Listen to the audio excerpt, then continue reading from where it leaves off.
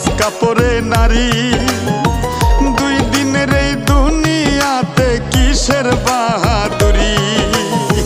জীবনের ওই প্রথম গোসল হইছে অন্যের হাতে।